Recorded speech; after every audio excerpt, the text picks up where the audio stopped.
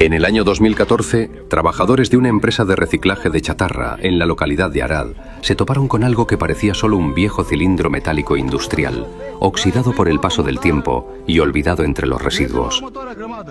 Decidieron abrirlo. Utilizaron una cortadora y en el momento en que el metal cedió, el ambiente cambió por completo. Dentro del cilindro había algo que nadie estaba preparado para ver. Los murmullos comenzaron. El miedo se apoderó del lugar. Algunos retrocedieron, otros quedaron paralizados. No era basura, no era maquinaria abandonada. Era un hallazgo que transformaría ese día común en una escena imposible de olvidar. Se encontró un cuerpo dentro de un cilindro. Los peritos ya están hablando y lo que revelan es escalofriante. Parece que el cuerpo estuvo más de 2 décadas encerrado allí. Pero la pregunta seguía flotando en el aire. ¿Qué era realmente lo que acababan de encontrar? Cuando Steven abrió esa cosa, se nos heló la sangre. Pensamos que íbamos a encontrar óxido, chatarra oxidada, lo peor, pero algo manejable, algo normal. Pero no. Lo que vimos ahí dentro parecía una momia. Sí, una maldita momia, envuelta, encerrada en ese cilindro metálico, como si el tiempo mismo la hubiera olvidado. Yo solo pude pensar, ¿qué carajo es esto? ¿Una momia aquí? No tenía sentido, pero ahí estaba, real, aterradora. La policía llegó de inmediato. El área fue asegurada y el cilindro metálico fue retirado del lugar junto con su contenido. Los trabajadores relataron cada detalle, cómo encontraron el cilindro, el momento exacto en que decidieron abrirlo y el impacto al descubrir lo que había dentro. Pero lo verdaderamente desconcertante ocurrió después. Cuando los peritos forenses iniciaron la revisión, contra toda lógica, el cuerpo no presentaba el deterioro que el tiempo suele dejar. Los días siguientes revelaron una explicación tan inquietante como inusual. El cuerpo se encontraba en un estado de preservación excepcional, un fenómeno poco común conocido como adipocira, también llamada cera cadavérica, combinado con un proceso de momificación. El cilindro había sido sellado de forma hermética. El oxígeno en su interior se consumió rápidamente, deteniendo casi por completo el proceso natural de descomposición. El tiempo no había pasado igual allí dentro. Y ese detalle abrió una nueva y perturbadora pregunta. ¿Desde cuándo llevaba ese cuerpo oculto en silencio?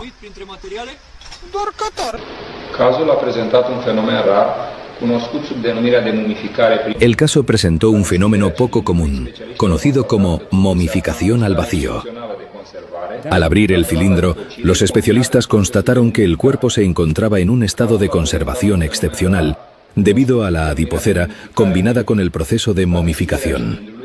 El sello hermético, logrado mediante soldadura, consumió rápidamente el oxígeno del interior. En ausencia de oxígeno, el proceso normal de descomposición prácticamente se detuvo. A pesar de los años, a pesar del silencio, del óxido, del olvido, la ciencia logró lo que parecía imposible. Del cuerpo momificado se extrajo ADN. Y ese ADN habló. Confirmó la identidad de Sam Duge, un hombre de unos 40 años, desaparecido en 1994. 20 años después, en 2014, su nombre volvió a la luz.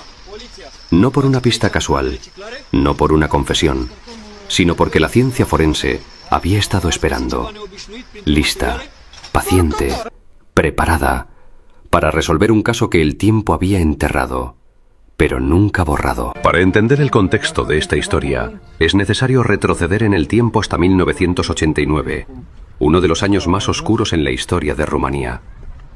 Durante más de 2 décadas, Nicolae Ceausescu gobernó el país como líder del Partido Comunista, desde 1965 hasta 1989.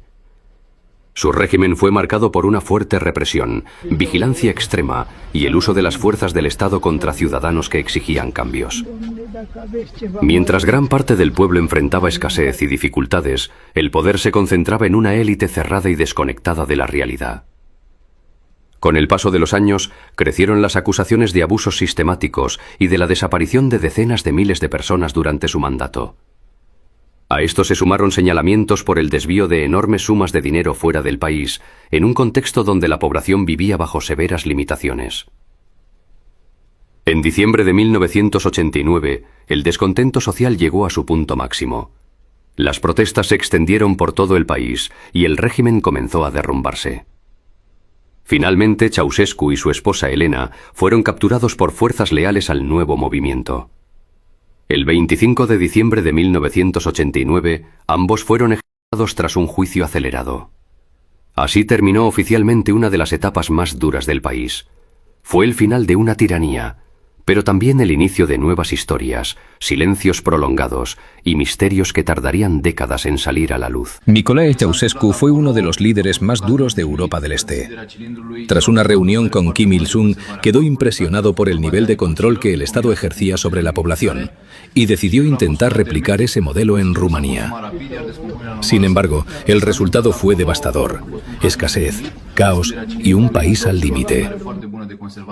A diferencia de otros regímenes cerrados, en Rumanía ocurrió algo inesperado. El pueblo se levantó. En un intento desesperado por recuperar el control, Ceausescu apareció en una transmisión nacional prometiendo mejoras económicas y apoyo estatal. Pero por primera vez fue abucheado en público. Ese momento marcó su caída. Comprendiendo que había perdido el poder, intentó huir en su helicóptero personal. Fue capturado al día siguiente. Con el país en rebelión, un juicio acelerado selló su destino. Lo ejecutaron. Así terminó su régimen, en cuestión de horas. Tras la caída de Nicolae Ceausescu, Rumanía pasó abruptamente de una dictadura cerrada a un capitalismo sin reglas. Las fábricas estatales cerraron una tras otra y la chatarra industrial se transformó en el nuevo oro negro del país. En ese vacío de poder surgieron redes ilegales y antiguos agentes de la policía secreta que comenzaron a controlar los depósitos de metal. Un negocio rentable, silencioso y peligroso. En este ambiente se mueve nuestra víctima, Sandu Geamanu, un comerciante que busca hacerse un lugar en el caos. Hay muchas personas que andan tras los metales. Incluso algunos policías están involucrados en el tráfico de chatarra. Ayer, 2 oficiales llegaron al almacén general. Cargaron absolutamente todo lo que había y se fueron sin dar explicaciones. Fue una época oscura. Muchos policías e incluso exmilitares se dedicaron al tráfico de fierro. Lo que antes era chatarra se convirtió en oro negro. Sandu salió de casa rumbo a una supuesta reunión de negocios para cerrar un trato de metales. Nunca regresó. Su familia denunció la desaparición, pero en una Rumanía golpeada por la inflación y el crecimiento del crimen organizado, el caso quedó relegado.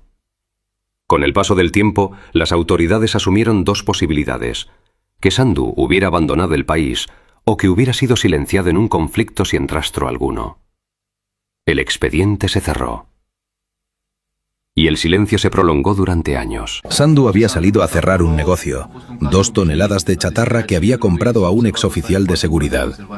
El cargamento estaba valorado en casi $40.000 de la época, una suma muy, pero muy importante.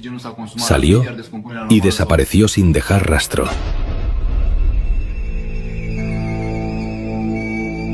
Aunque la policía dio el caso por cerrado, la familia nunca dejó de buscar. Pero en una Rumanía que cambiaba a toda velocidad, era casi imposible. Nuevas empresas surgían, el capitalismo avanzaba sin control, y en ese vacío aparecían grupos dispuestos a lucrar con cualquier cosa. Mientras los años pasaban, nadie miraba un viejo cilindro metálico soldado en ambos extremos, abandonado en un almacén. Dentro, algo esperaba en silencio. Con el paso del tiempo el oxígeno se agotó. El cuerpo se preservó de forma natural. No hubo olores, no hubo señales, no hubo sospechas. El contenedor pasó de depósito en depósito, visto solo como una pieza inútil de maquinaria pesada. Nadie intentó abrirlo, pesaba demasiado y no parecía tener valor. Así transcurrieron 20 años desde la desaparición de Sandu Geamanu, ocurrida en 1994. Hasta que en 2014, una empresa de reciclaje en la ciudad de Arad decidió procesar el cilindro como chatarra. Al perforar el metal con una herramienta industrial, los trabajadores hicieron un hallazgo imposible de ignorar. El impacto fue inmediato. El caso llegó a los medios nacionales. La policía científica recuperó material genético y rastros preservados por el sellado hermético. El cotejo con los archivos de desaparecidos de los años 90 reveló finalmente un nombre: Sandu Yeamanu. Después de 2 décadas, el silencio se rompió. El sujeto tenía aproximadamente 43 años al momento de su muerte. Vestía ropa típica de los años 90 y llevaba consigo una boleta de una farmacia, lo que permitió establecer que padecía problemas de salud iniciales.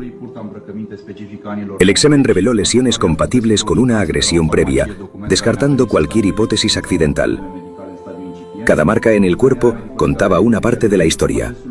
El hecho de haber permanecido durante años en un ambiente completamente cerrado fue clave. Esa condición permitió que las evidencias se conservaran contra todo pronóstico. Incluso en su ropa, los peritos encontraron el objeto con el que fue atacado. El contenedor no solo ocultó el cuerpo, también preservó la verdad. Se tomaron muestras de ADN de los restos y fueron comparadas con las de la familia de Sanduge. El resultado fue irrefutable. Después de décadas, su identidad quedó finalmente confirmada. La evidencia física, preservada contra todo pronóstico, hablaba por sí sola. La autopsia reveló múltiples heridas con un objeto punzante, confirmando que no se trató de una muerte natural. Con la identidad establecida y la causa clara, la policía reabrió oficialmente el expediente. Lo que durante años fue solo una desaparición, pasó a ser investigado como un caso de homicidio. Las piezas comenzaron a encajar.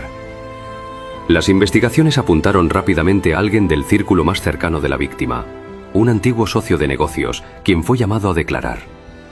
Después de 20 años de silencio, la verdad empezaba a salir a la superficie. Las evidencias apuntaron rápidamente al antiguo socio de negocios. Fue interrogado y al principio lo negó todo.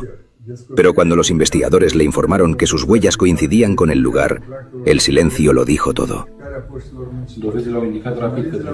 Pasaron apenas unos minutos y finalmente habló. Confesó que ambos habían adquirido una carga juntos, pero que el desacuerdo surgió por el reparto de las ganancias.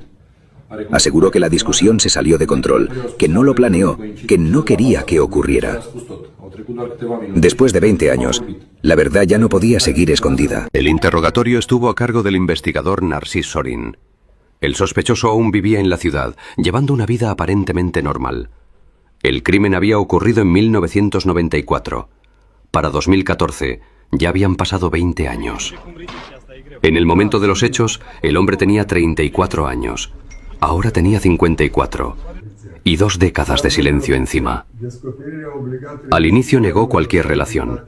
Mantuvo la calma. Entonces Sorin lanzó una última jugada. Le aseguró que sus huellas habían sido encontradas en el arma. No era cierto, pero funcionó.